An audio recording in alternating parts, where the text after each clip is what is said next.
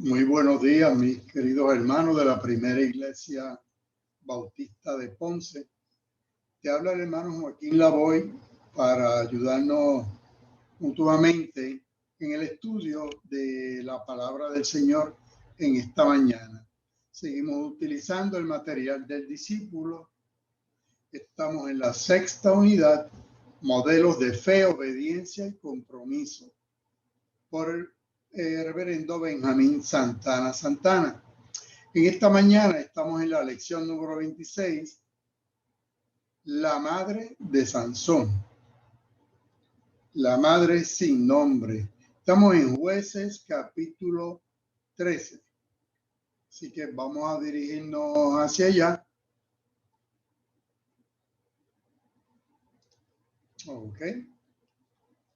El objetivo de la lección en esta mañana es entender que Dios nos puede llamar al compromiso desde las situaciones menos prometedoras, pero proveyendo siempre las instrucciones y la dirección necesaria. Ver en la obediencia a Dios la fuente desde la cual podemos ser bendición a otras personas. En el vocabulario tenemos el ángel de Jehová y Nazareo. El ángel de Jehová, una referencia al ángel de Jehová en el contexto del Antiguo Testamento, no implica que se trata de un ser distinto a Dios, es más bien el mismo Dios en una manifestación distinta. De hecho, el ángel de Jehová, muchos escritores entienden que es el Señor Jesucristo en una manifestación anterior, porque Él es eterno. Nazareo, distinto a los de Nazaret, el nazareo se refiere a persona, no a lugar. Una persona que ha sido consagrada a Dios por medio de un voto especial. Por medio de ese voto de consagración, el nazareo asumía una obligación de pureza ritual, tales como abstenerse de bebidas alcohólicas, no rasurarse ni cortarse el pelo, etc. Por ejemplo, pues sí, Sansón, el juez, el profeta Samuel, que también fue juez, Juan el Bautista, todos estos eran ejemplos de nazareos. El Señor Jesucristo no era nazareo. Él era de Nazaret, pero no nazareo. No tenía estos votos. El autor del libro de los jueces es desconocido. El Talmud babilónico lo atribuye al profeta Samuel y está fechado entre los años 1050 al 1000 antes de Jesucristo, o sea, 1000 años antes que de la era cristiana. El libro de los jueces cubre un periodo caótico en la historia de Israel, entre los años 1380 a 1050 antes de Cristo, bajo el liderazgo de Josué. Israel había conquistado y ocupado en líneas generales la tierra de Canaán, pero extensas áreas no habían pasado una mano de las tribus individuales. Israel hizo lo malo continuamente ante los ojos del Señor. No había rey en Israel y cada uno hacía lo que bien le parecía. Los filisteos es un pueblo belicoso que se había establecido a lo largo de la llanura costera de Palestina. De hecho, Palestina significa tierra de filisteos. Después de emigrar probablemente de Creta, que es el Castor que nos habla el profeta Amós. Eso es Creta en el Mediterráneo. El periodo de los jueces, este periodo realmente se extiende desde un poco después de la muerte de Josué y la muerte de los ancianos contemporáneos a Josué, hasta que se establece la monarquía bajo el primer rey, bajo Saúl. Jueces 2:8 dice que murió Josué, hijo de Nun, siervo de Jehová, a la edad de 110 años, y murió también toda aquella generación. La generación que se levantó después no conocía a Jehová ni la obra que le había hecho por Israel. Por eso en Jueces 17:6 y en Jueces 21:25 nos dice que en aquellos tiempos no había rey en Israel. Y es como que decir, no había ley tampoco. Cada quien hacía lo que le parecía mejor, lo que le venía en gana, lo que entendía que era. Y dos textos de Jueces, esos dos dicen lo mismo. Estaba todo el mundo al garete haciendo lo que le convenía individualmente. Jueces 2:11 dice que después los hijos de Israel hicieron lo malo ante los ojos de Jehová y sirvieron a los Baales. Ya cuando muere Josué, recuerden que fue Josué y Caleb los que entran a la tierra prometida, Moisés y el resto anterior se quedan varados allá en el desierto. Y cuando ya la generación de Josué pasa, pues estas nuevas generaciones empiezan a adorar los Baales. Dejaron, dice Jueces 2:13, a Jehová, al Señor, a Yahvé, al Adonai, y adoraron a Baal y a Astarot. Baal significa Señor, nombre usado en el Antiguo Testamento para referirse a un dios de la fertilidad. Era un dios de los cananeos. Y Astoret, también Astarot o Asera, es la diosa de la fertilidad y del amor sexual. Es una deidad principal entre los cananeos. Es el consorte femenino de Baal. Estos son imágenes, una imagen de oro de Baal del siglo XII antes de Cristo. Esto es otra figurilla de Baal. Otro escrito en piedra representando al dios Baal. Esta es Astoret o Astarte, la diosa femenina, fíjese, tocándose los pechos porque eso es señal de fertilidad, de la nutrición. Por eso siempre la van a ver así, en todas esas laminillas, pues, estatuillas, perdón, tocándose los pechos como símbolo de fertilidad. Estos son monedas de esa época. Así que los nombres de Astarte o Ishtar están relacionados con el planeta Venus. Pero en hebreo, Astarte es Esther. En latín, Stella. En español, estrella. En alemán, sterno. En inglés, star. Fíjense que son estrellas. Es nuestro nombre estrella. Procede de este nombre Astarte o Ishtar. Aquí también la vemos en otra figura de esa época, del periodo de los cananeos, volviendo a la figurilla, ofreciendo los pechos por símbolo de la fertilidad. Jueces 2:16 dice que Jehová entonces levantó jueces que los libraran de manos de quienes los despojaban. Y esto, cuando uno lee el libro de los jueces, ve que es como que cada 40 años, y ahí tenemos entonces los distintos jueces. Tenemos a Débora, tenemos a Sansón, tenemos a Samuel, a Gedeón, así que Otoniel. Entonces vino el ángel de Jehová, se sentó debajo de una encina, está en Ofra, la cual era de Joás. Gedeón, su hijo, estaba sacudiendo el trigo en el lagar. Así que Jueces 6:11 nos dice que Gedeón, cuando el Señor lo llama a ser juez, ¿qué hacía? Trabajando, sacudiendo el trigo para poderlo esconder de los madianitas cuando los atacaran. Así que es interesante porque Dios llama a los ocupados. La Biblia ofrece algunas características del llamamiento y esta es una muy típica: estar cumpliendo con su deber al tiempo de ser llamado. Raramente o quizás nunca Dios llama al desocupado, al vago, al ocioso. Dios llama a la gente ocupada. Y si el Señor te llama, aunque tengas mucho trabajo, pues heme aquí, envíame a mí. Gedeón es un cortador de árboles, un picapedrero, picapiedra, un talador. Jueces 6:12 dice que cuando se le apareció el ángel de Jehová, Gedeón dijo: Jehová está contigo. Le dijo al ángel: hombre esforzado, hombre valiente. Gedeón refuta inmediatamente ese saludo y asevera que él ni es un valiente guerrero, en el 6:15, y que Jehová no está con Israel, en el 6:13. 6:12 dice que el ángel del Señor se le apareció y le dijo: el Señor está contigo porque eres un hombre valiente, eres un hombre aguerrido.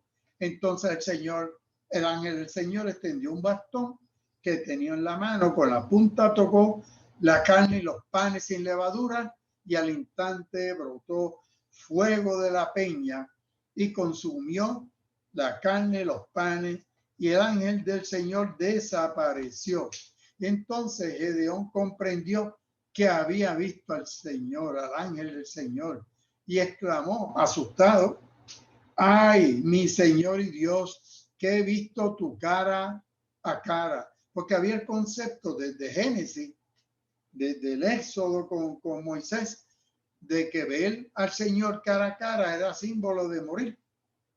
Así que le dice, pero el Señor entonces inmediatamente le dice: la paz sea contigo, no tengas miedo, que no vas a morir. Y allí Gedeón edificó un altar al Señor y lo llamó: el Señor es la paz. El Señor es la paz, y es lo que en esta mañana este texto nos está diciendo. Buscamos el rostro del Señor porque Él es la paz. Y lo traigo porque más adelante Manoah se va a morir del susto cuando realiza que el ángel del Señor que ellos están frente al ángel del Señor.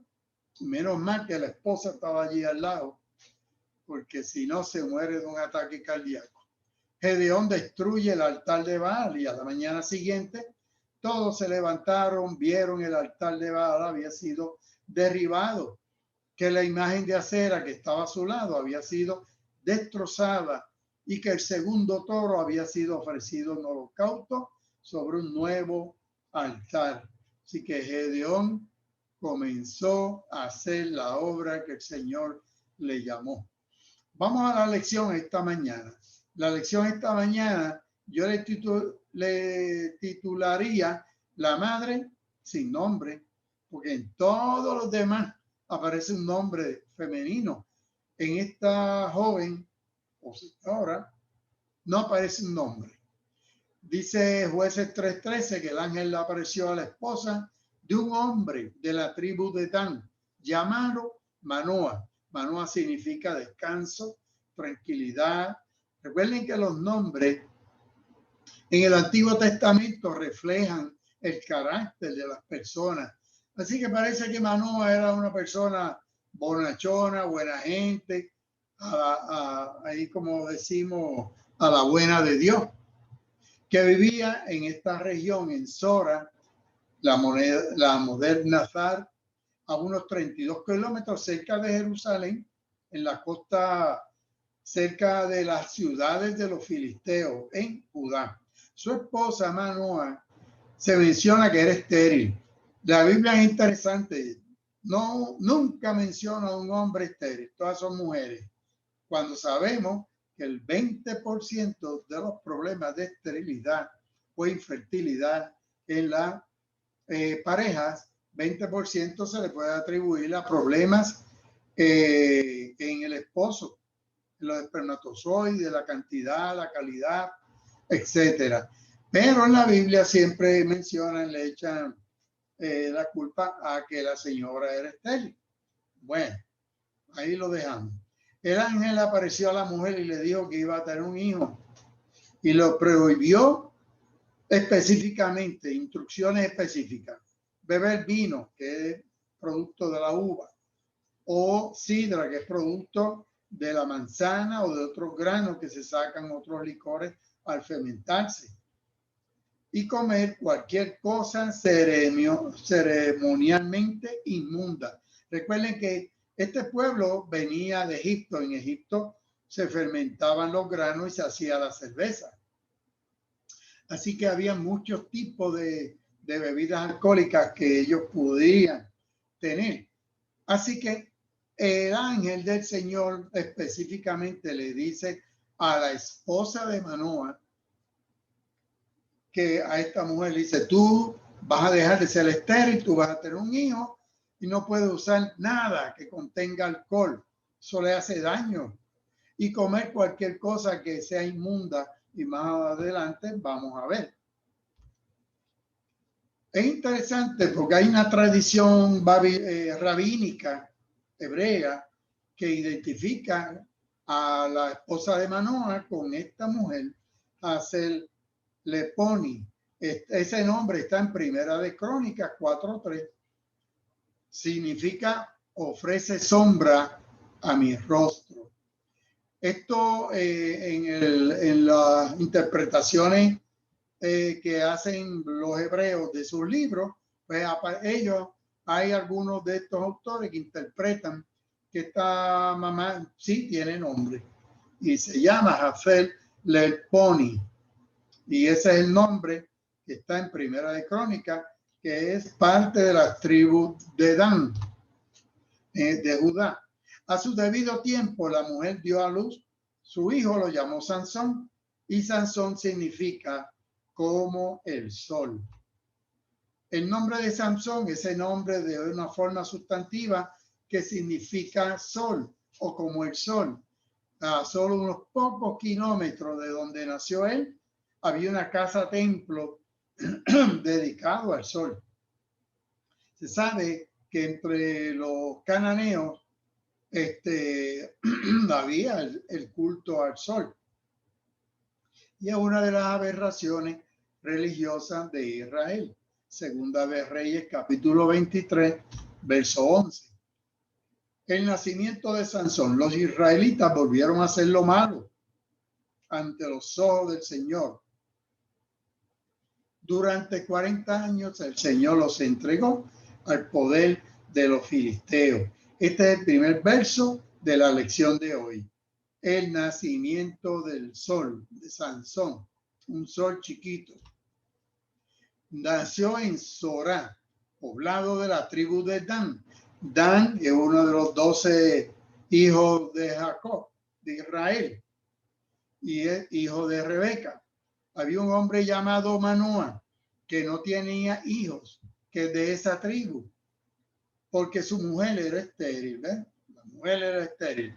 Dan significa el que juzga, porque cuando nació, la mamá le puso ese nombre porque Dios había juzgado su condición y le había dado un hijo. Total, es un hijastro, porque Dan es hijo de la esclava, no es hijo de ella, pero esa era la costumbre. Si la esclava daba luz entre las rodillas de su ama, ese hijo era prácticamente hijo de esa mujer.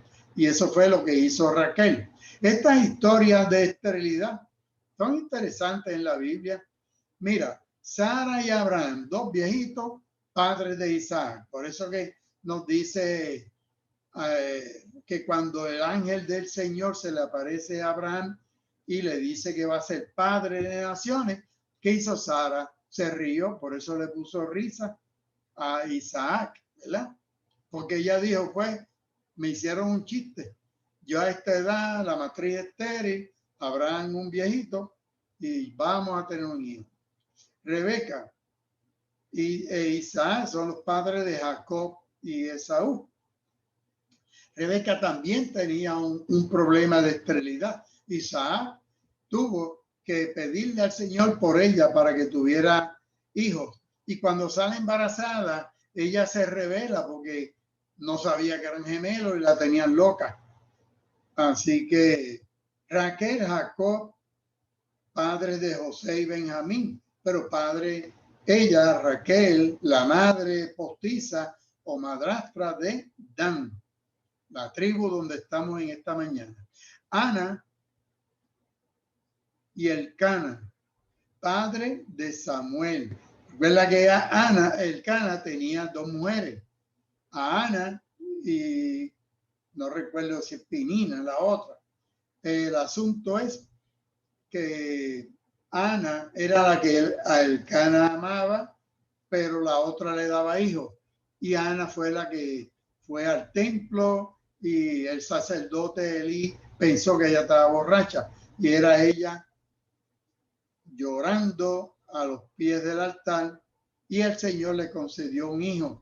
Y ese hijo nada más y nada menos que Samuel, el último juez y profeta, y el que ungió a Saúl.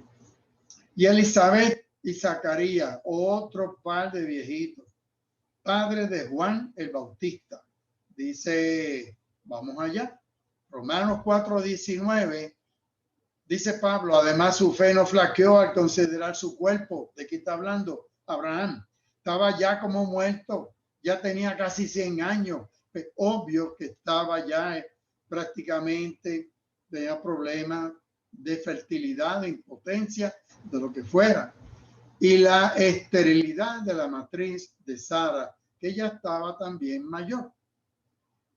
Y como dice Romano, que ahí Abraham creyó en esperanza contra esperanza. En otras palabras, tuvo fe de que Dios iba a cumplir. Cuando ya no había esperanza, de hizo el milagro. Y de ahí vino Isaac. Y luego Isaac rogó al Señor por Rebeca, su mujer, porque esta era estéril. Y el Señor la oyó y ella concibió. Génesis 30, al ver Raquel que ella no le daba hijos a Jacob, tuvo envidia y mira el arrebato que le dio. Dame hijo, pues de lo contrario me muero. Y aquí el hijo le vino, pero es a través de Bila, que era una de sus esclavas. Y le dio a Jacob un hijo. Entonces Raquel dijo, Dios me juzgó y oyó también mi voz y me dio un hijo. Por eso le puso por nombre Dan. Dan significa Dios juzga. Es interesante porque esto es como si fuera lo que hoy le llamamos un surrogate mother, un útero prestado, alquilado, para poder dar a luz, porque el espermatozoide era de Jacob, de su esposo. Pero Ana le daba la mejor parte. Esto es Ana y el Cana, porque la amaba, aunque el Señor no le había concedido tener hijos. O sea que las mujeres son las estériles en la Biblia. Lucas, no se olviden que lo escriben desde el punto de vista de los varones. Vamos a Lucas 1:5.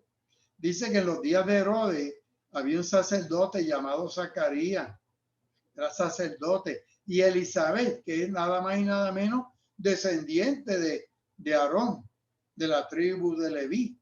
No tenían hijos. ¿Por qué? Porque Elizabeth era estéril y los dos eran ancianitos ya. Recuerden que cuando se lo dijeron a Zacarías, no creyó y ahí mismo se quedó mudo por no haberle creído al ángel del Señor. Y cuando se le desenredó la lengua, cuando nació Juan, para poder decir Juan es su nombre, a Juan el Bautista. Y aquí estamos entonces en, esto es Sora, esta es la región que le tocó a la tribu de Dan. Y estamos aquí. Este es el Mar Muerto, la tribu de Benjamín, la tribu de Judá. Y Jerusalén viene quedando en esta área de aquí. Así que esta en Jerusalén aquí, y aquí es donde estamos, en la región de la tribu de Dan, uno de los 12 hijos de la esclava, y entonces en Sora, aquí. El 3 dice que cierto día un ángel del Señor se le apareció a su mujer y le dijo, es un hecho que eres estéril. O sea, el ángel de Jehová le reafirma a esta mujer su esterilidad y que nunca has tenido hijos, pero hasta aquí va a llegar tu desgracia. Vas a quedar embarazada y darás a luz un hijo. Recuerden que en esa época, especialmente esa época, una mujer ser estéril era una maldición, porque ese hecho nada más era razón para que le dieran carta de divorcio. Y si quedaba viuda, no tenía hijos que la pudieran cuidar, que la pudieran mantener, que es el asunto le pasó, ¿verdad? A la suegra, a Ruth y su suegra, Ruth la Moabita, que se hizo cargo de su suegra. Así que vas a quedar embarazada, dará solo un hijo. Solo que tú no debes beber vino, ni sidra, ni comer nada impuro. Y al hijo que vas a concebir, darás a luz. No debes cortarle nunca el cabello. Esta era una costumbre en esta área, ¿verdad? En el Medio Oriente allí, entre todos estos pueblos, que había esa creencia que el cabello, la fuerza del hombre estaba en el cabello. Así que, porque desde antes de nacer el niño estará consagrado a Dios como nazareo, y él comenzará a salvar a Israel del poder de los filisteos. Así que había un propósito, uno, para esta bendición, para esta mujer, que iba a poder tener un hijo por fin. Y ese hijo iba a tener un ministerio de Salvador de Israel. Iba a tener, pero tenía que cumplir desde el vientre de su madre con todo esto. Fíjate qué interesante. Hoy día sabemos que el alcohol puede producir un síndrome de múltiples malformaciones asociadas, como daño cerebral, problemas de crecimiento, problemas en la formación de la carita del bebé. No hay cantidad de alcohol que se considere segura para consumir durante el embarazo. Eso de media copita, una copita, no se recomienda el uso absoluto. Hay que evitar, como le dijo el ángel de Jehová a la esposa de Manoah, a la mamá de Sansón. Así que, y el pescado, mira, el pescado, si está contaminado con mercurio, el niño puede desarrollar daño cerebral. Por eso es que a las embarazadas se les recomienda cierto tipo de pescado nada más y en pocas cantidades. Carne mal preparada, una carne mal cocida, puede transmitir la toxoplasmosis que se va al cerebro del bebé y le causa daño cerebral. Las carnes hay que prepararlas al máximo. La carne de cerdo, ustedes saben que los judíos, los hebreos, no comen cerdo. El cerdo mal preparado también transmite un parásito que se aloja en los músculos, pero se puede ir al pulmón, puede ir al cerebro, se llama triquinosis. Así que por eso es que hay que prepararlo bien preparado. No puede ser una carne de cerdo mal preparada. Y los lácteos no pasteurizados transmiten el queso y ciertos alimentos la listeria monocitógena, y esto causa aborto en las embarazadas, una pulmonía neonatal, meningitis en esos bebés. O sea que el ángel le está diciendo a esta mujer, cuídate, cuida lo que comes, evita el alcohol, evita esas carnes, por ejemplo la de cerdo, que eran alimentos impuros. La mujer fue y le contó a su marido lo que le había sucedido y le dijo, un varón de Dios vino a hablar conmigo. Su aspecto es tan impresionante y temible que parece un ángel de Dios. Me imagino que Manoah le diría, cogió mucho sol hoy, está viendo visiones. Y ahí medio rápido, porque mira las contestaciones, por lo que dice ella, es que Manoah le está preguntando. Y es como si Manoah le hubiera preguntado, pero mujer, ¿le preguntaste quién era? Y ella le contesta, yo no le pregunté quién era. ¿Y no le preguntaste de dónde venía? No, no le pregunté de dónde venía. Ni él tampoco el nombre, no, ni tampoco me reveló su nombre. Es como si Manoah la estuviera interrogando. Y es normal y es natural, ¿verdad? Lo que sí me dijo fue, vas a quedar embarazada, darás a luz un hijo, así que tú no debes beber vino de sidra ni comer nada impuro, porque desde antes de nacer y hasta que muera, ese niño va a estar consagrado a Dios como nazareo. Palabra de confirmación y un padre que se envuelve. Esta parte que viene ahora me encanta porque es bueno que nosotros confirmemos cuando alguien nos dice, el Señor me mandó a decirte o me dijo palabra para ti o tengo palabra para ti de parte del Señor. Hay que confirmar. Por eso el apóstol Pedro dice que la mejor palabra profética más segura es la escrita, la que ya está escrita en la palabra en nuestras Biblias. Pero aquí este padre quiere confirmar. Y es bueno porque también demuestra que un padre que se envuelve porque él dice, wow, vamos a ser padres. Yo voy a ser padre. Viene un hijo de camino. Me quiero envolver. Esa es la responsabilidad de nosotros como padres. No es la mujer nada más la que va a criar al muchacho. Así que Manoa oró al Señor y dijo, Señor, te ruego que venga otra vez ese varón y que nos diga qué es lo que hay que hacer con el niño. O sea, un papá que se envuelve. Dios bendiga a todos los padres que se envuelven en la crianza y no le dejan toda esa responsabilidad a las madres. Dios escuchó los ruegos de Manoa y su ángel volvió a ver ¿a quién? A Manoa, ¿no? Vuelve a donde la esposa, vuelve donde la mujer. Posiblemente, recuerden, las mujeres son más espirituales, más sensibles que nosotros los hombres. Mientras esta se hallaba en el campo y Manoa no estaba en todo aquello, pero él fue el que pidió esa confirmación. Envíame para que confírmame esto. Eso es como Gedeón. ¿Se acuerdan de Gedeón? Ahí en Gedeón 6:3 dice, Gedeón le dijo a Dios, si es que vas a salvar a Israel por medio de mí, tú me vas a meter en este lío. Tú lo has prometido. Pues mira, demuéstramelo. Pon un vellón de lana. Si al amanecer hay rocío sobre ese vellón y alrededor el suelo está seco, yo voy a entender que tú vas a salvar a Israel por medio de mí, como tú lo has prometido. Y así sucedió.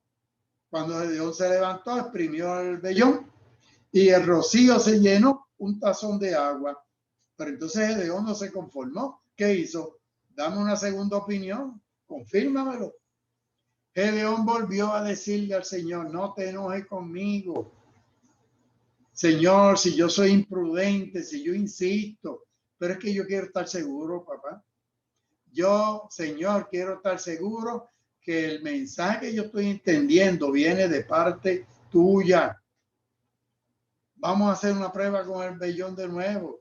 Y te ruego que esta vez solo el vellón quede seco y alrededor de él haya rocío. Y esa misma noche Dios lo hizo así. Y el vellón quedó seco y sobre el suelo había rocío.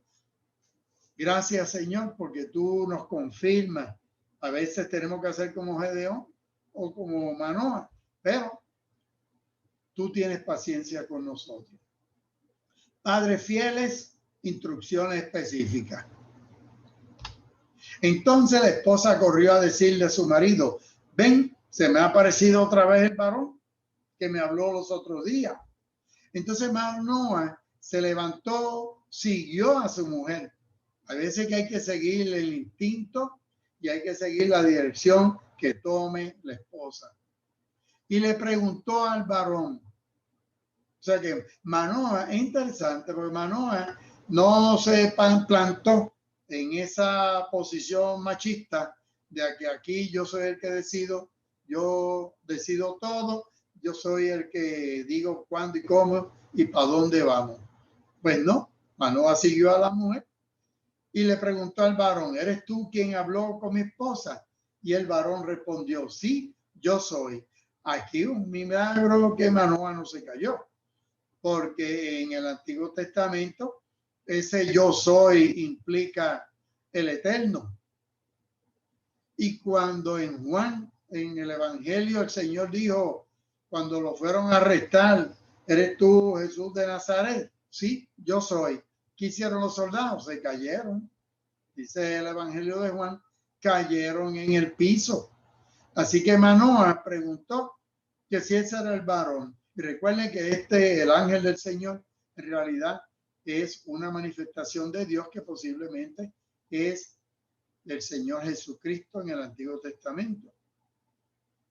Entonces Manoah dijo, cuando se cumpla tu promesa, mi esposa, ¿cómo debemos educar al niño?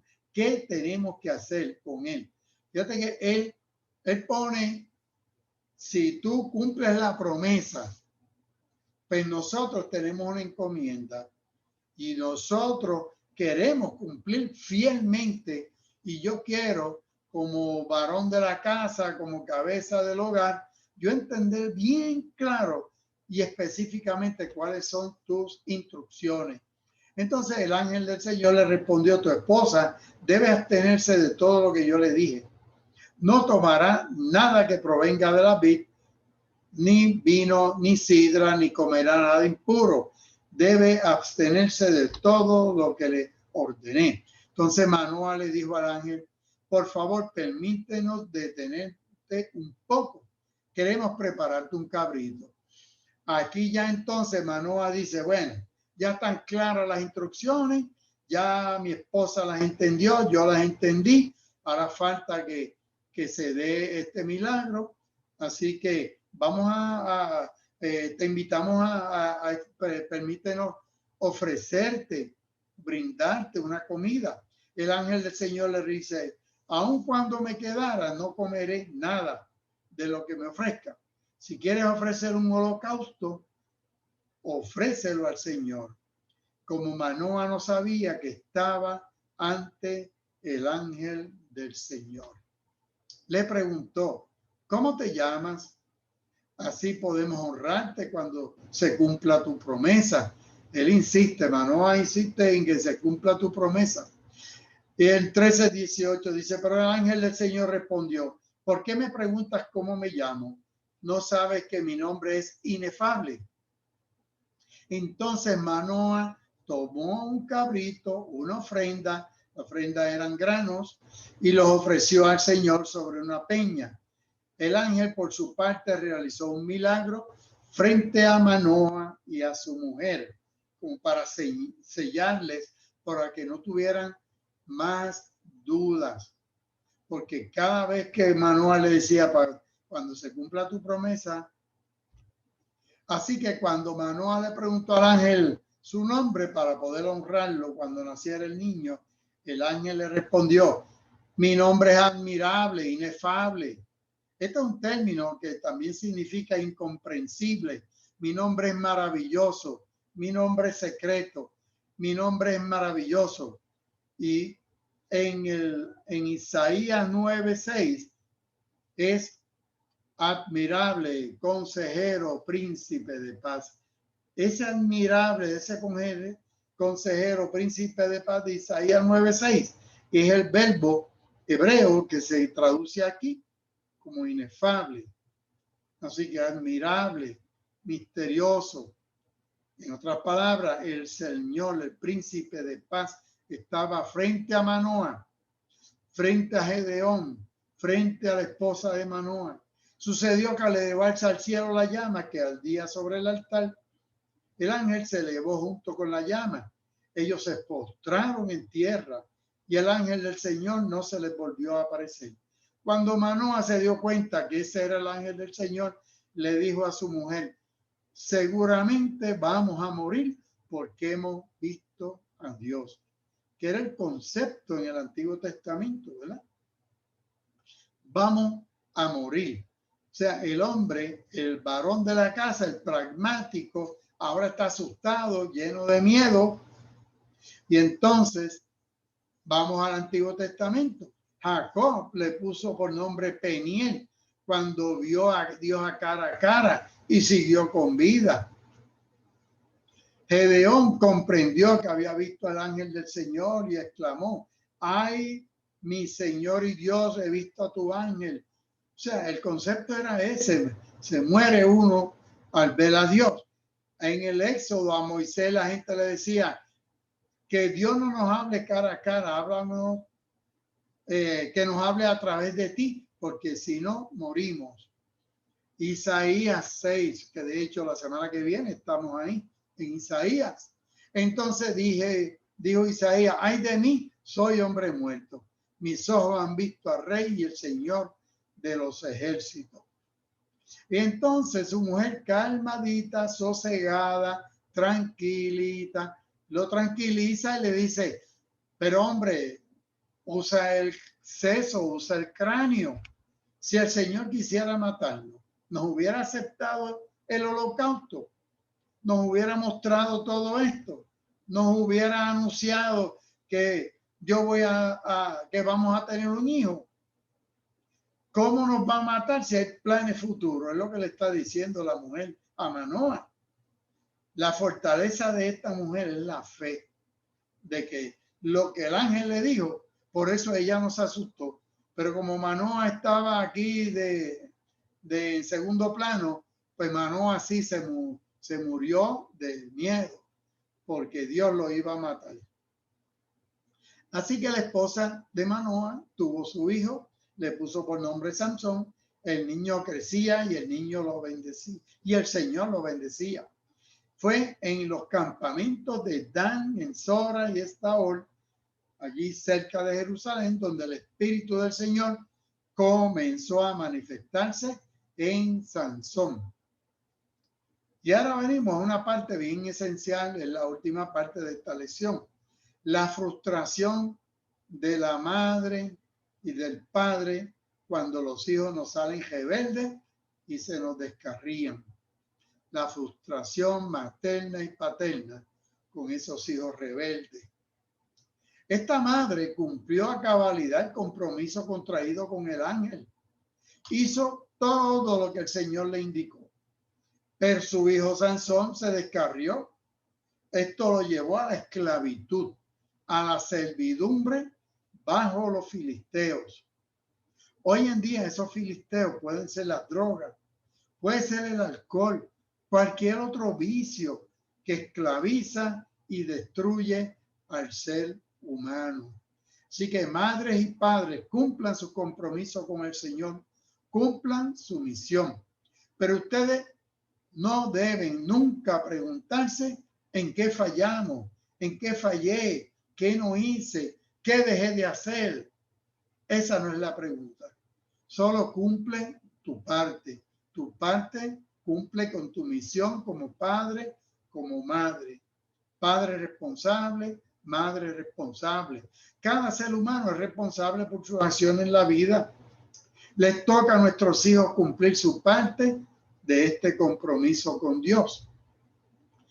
Posteriormente, sabemos, esto es lo que se cree, se presume que es la tumba de Sansón, allí en el bosque de Sora, allí donde él vivió.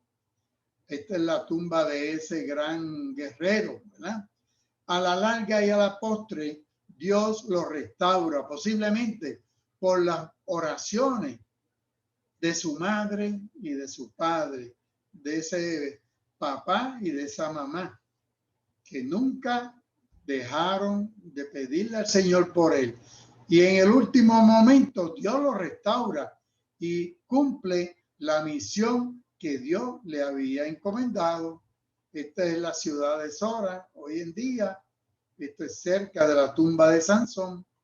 Así que en resumen, el anuncio del nacimiento de Sansón a su madre, posteriormente a su padre, nos provee unas pistas iluminadoras para reforzar nuestro entendimiento contemporáneo de lo que significa una paternidad responsable. La mujer de Manoah entendió el privilegio y la oportunidad que constituye, en este caso, tener un hijo, y se comprometió con una disciplina de vida de alimentarse bien, evitar alimentos que le hagan daño, que le causen diabetes, que le causen hipertensión, que le causen obesidad, daño al niño, carne productos lácteos que le pueden hacer daño al niño. Así que esta mujer entendió que cualquier cosa que pusiera en riesgo el nacimiento del niño, ella lo iba a cumplir. Así que la actitud de Manoah modela una paternidad responsable. Él quiere recibir instrucciones claras de parte de Dios de cómo ha de conducir el proceso de cuidado y crianza de su hijo. Oramos al Señor. Acompáñame en esta oración. Señor de la vida, ayúdanos como familia e iglesia a entender el tipo de disciplina de vida que se necesita para poder asegurar el crecimiento y el desarrollo saludable de nuestros niños, de nuestros adolescentes, de nuestros jóvenes, padres. Permítenos entender y asumir con humildad tus instrucciones. En el nombre de Cristo oramos. Amén y amén. Dios le bendiga. La lección la semana que viene es en Isaías capítulo 6, verso del 1 al 8. Desde la primera iglesia bautista te habló el hermano Joaquín Lavoy. Dios les bendiga, Dios les guarde. Aquí tienen nuestra dirección de la iglesia, nuestra dirección, correo electrónico, nuestra página en YouTube y de parte de la pastora Magda Aguirre, nuestra pastora general, y de toda la iglesia, Dios les guarde.